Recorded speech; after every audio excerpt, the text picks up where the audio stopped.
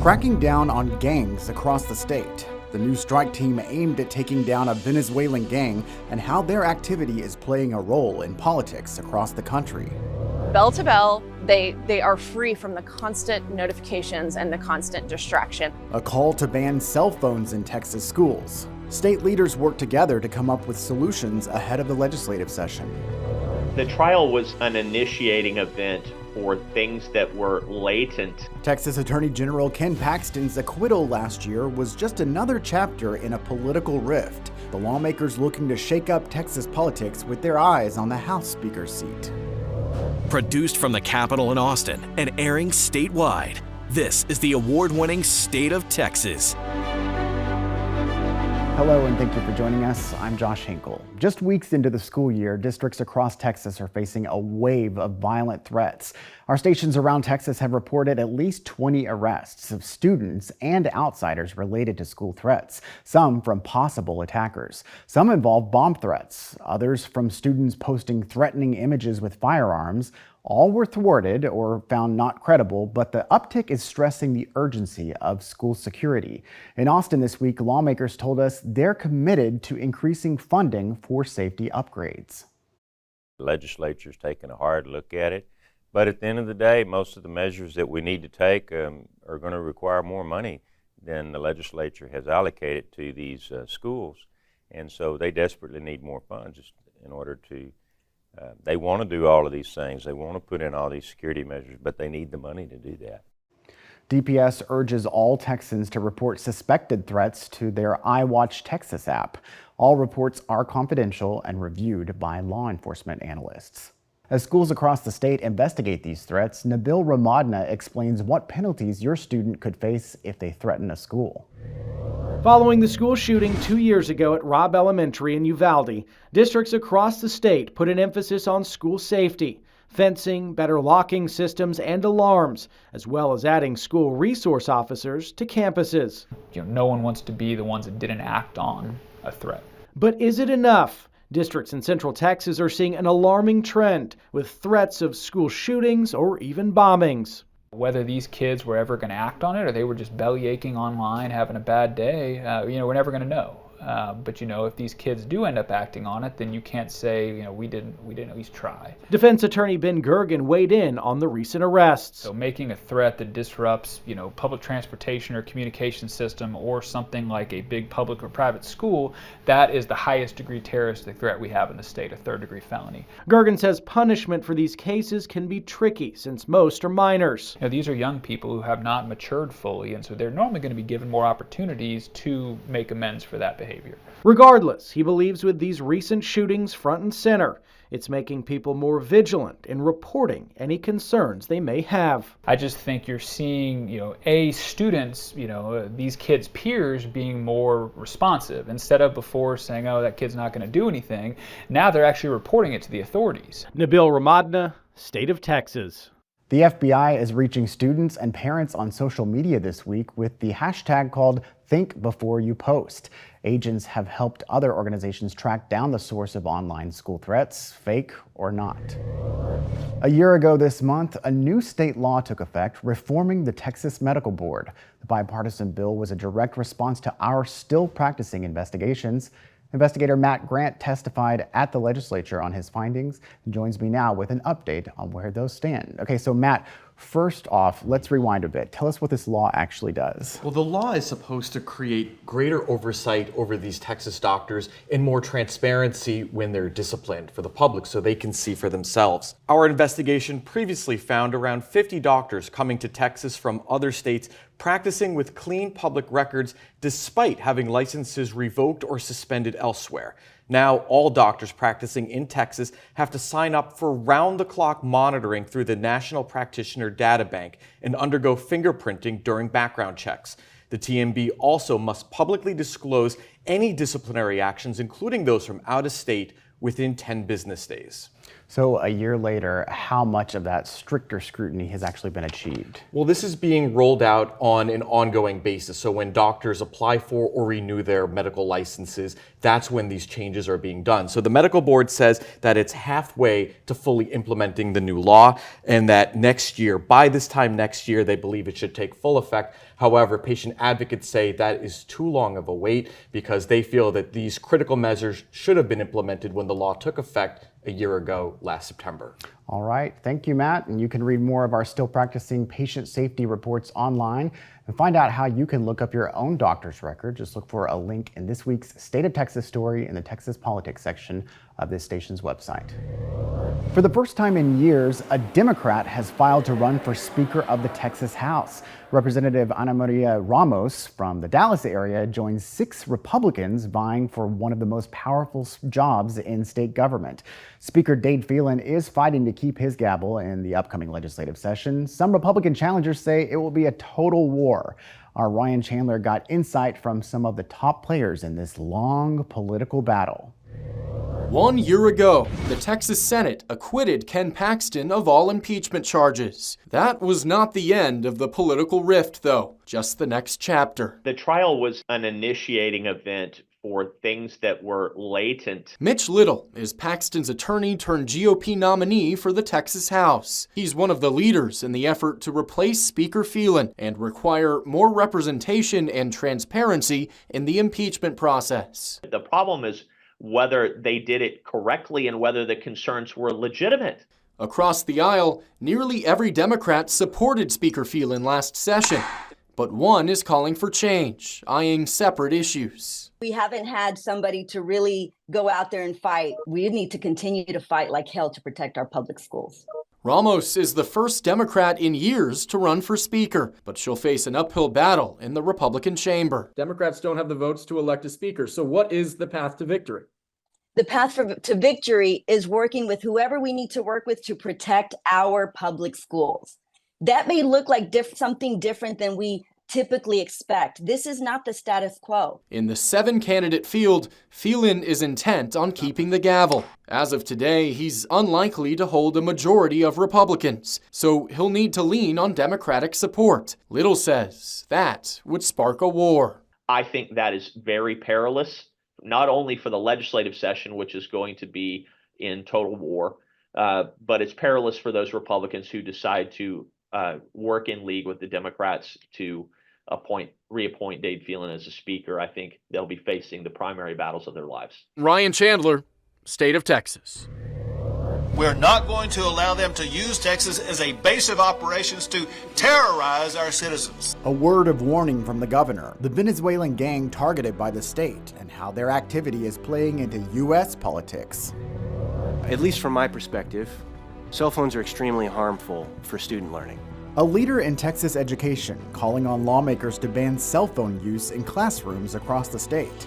The state's idea is to fight what some believe to be a nationwide epidemic of distraction.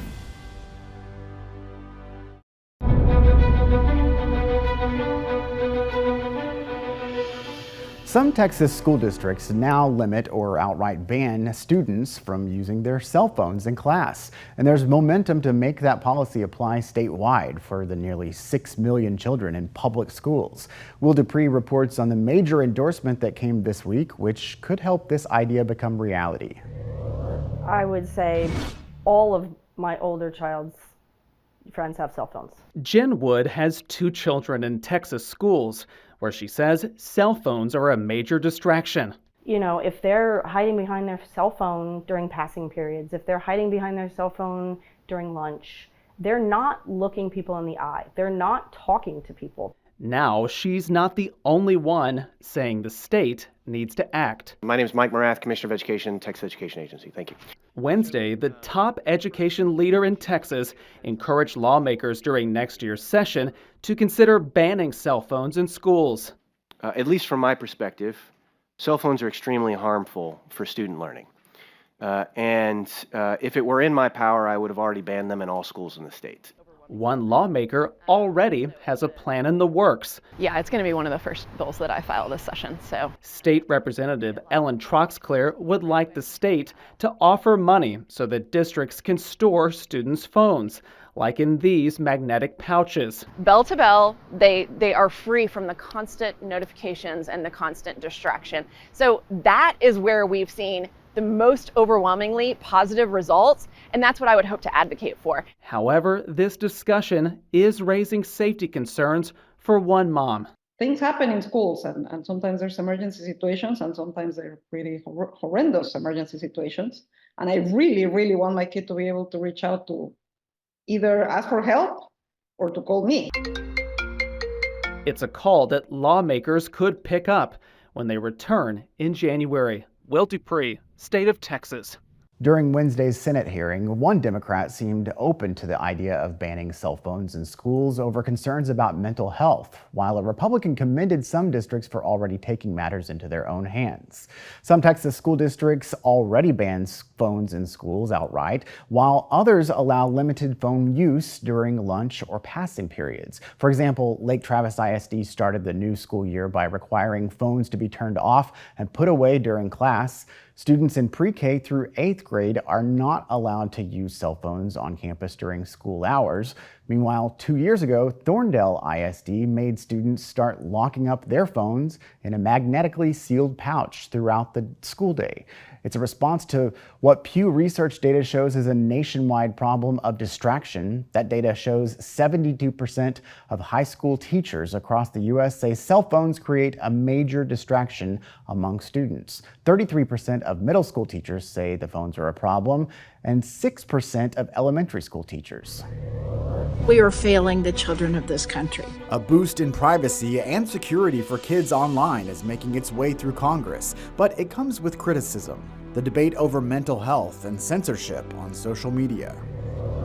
TDA, gangsters are like cockroaches. They multiply quickly. Small intrusions into communities become infestations. The Department of Public Safety calls it a growing threat at the border, the gang raising alarms as the governor outlines heavier enforcement strategies.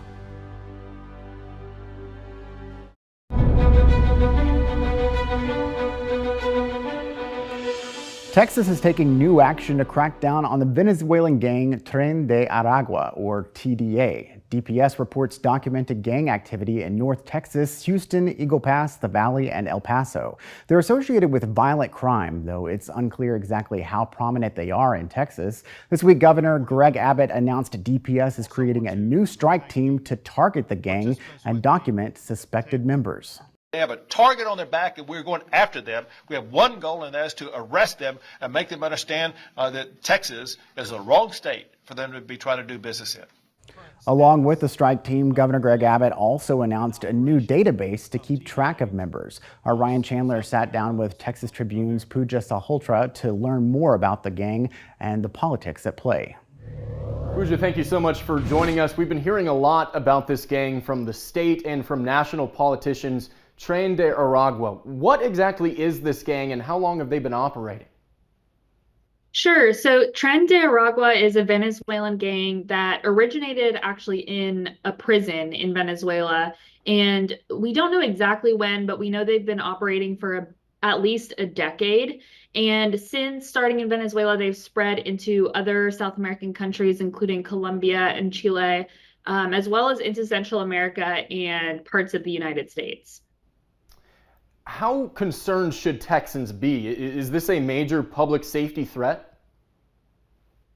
I think that it's hard to know exactly how much of a threat that they are, just because we don't really have data on the exact number of arrests that have been made of gang members. We do know that about 3,000 immigrants from Venezuela have been arrested in Texas for crimes such as human smuggling, which is what that gang is known for, human smuggling and other criminal activity that targets migrants, like kidnapping, extortion, drug trafficking. There isn't a database that exists that tracks who is a part of this gang. So again, we don't have exact numbers, but we do know that they are in certain cities, especially along the border in El Paso. But from what I'm hearing from experts is it's really more of a threat in those South American countries. It's not yet, super widespread in Texas.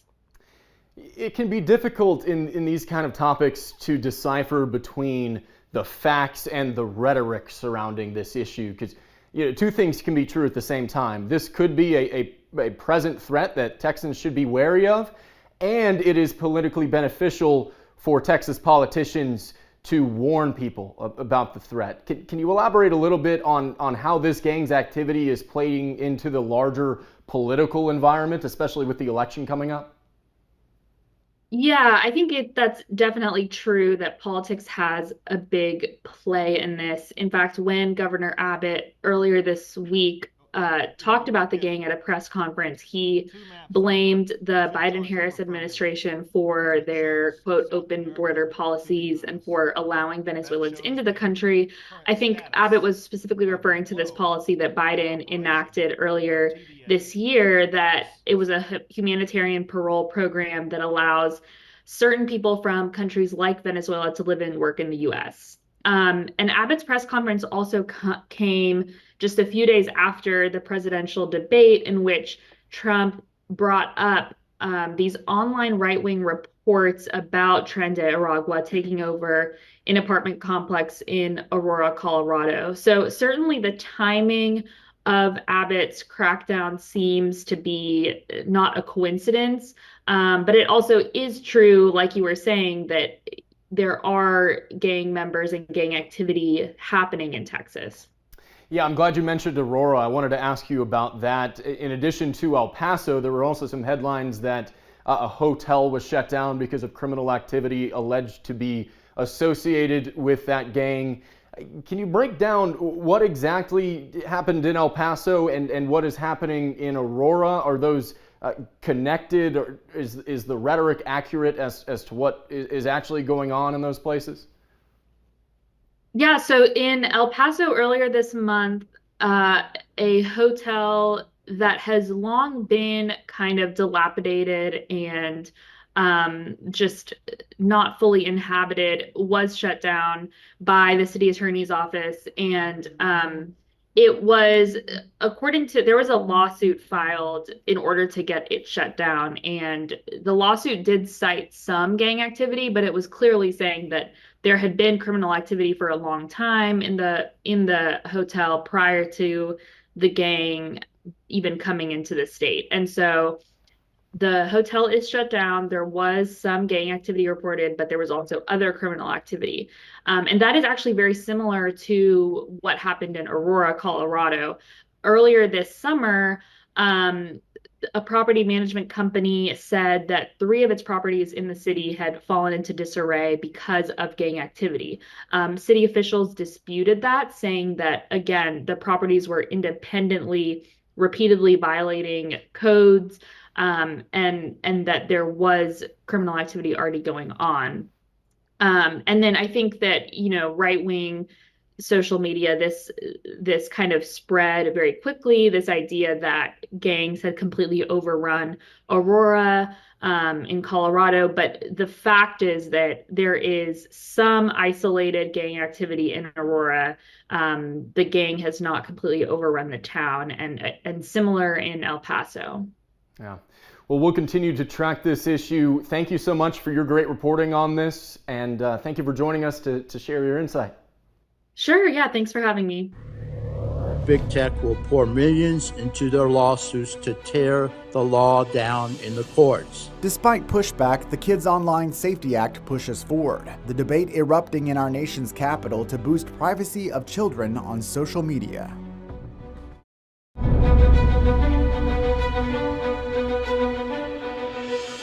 A House committee advanced bipartisan legislation to boost privacy and safety for children online, but it's still not guaranteed to become law.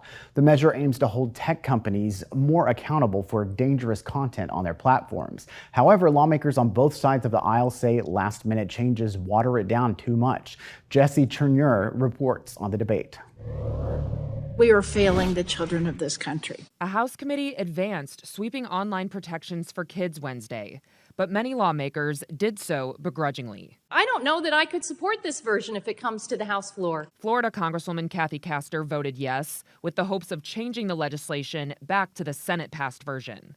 California Congressman Raul Ruiz also had concerns. I cannot. Ruiz worried the House version no longer blocks social media companies from promoting dangerous content that contributes to depression, eating disorders, and substance use disorders. This is the very content that has already devastated so many families and claimed the lives of far too many kids. But Florida Congressman Gus Bilirakis argued the legislation still addresses content related to physical violence. My goal is for this bill to become law. Bilirakis said the changes ultimately better guard the legislation against future legal challenges. Sadly, we know big tech will pour millions into their lawsuits to tear the law down in the courts. Some fellow Republicans remain concerned the overall legislation would give the Federal Trade Commission too much power and censor conservative views. If the FTC decides that a design feature causes, quote, serious emotional distress, which is, by the way, a subjective definition that's subject to change,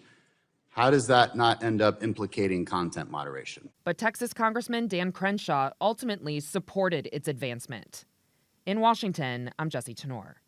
The Federal Trade Commission released a new staff report this week on major social media and video streaming services. It found companies engaged in vast surveillance of their users and failed to adequately protect them online, especially children and teens.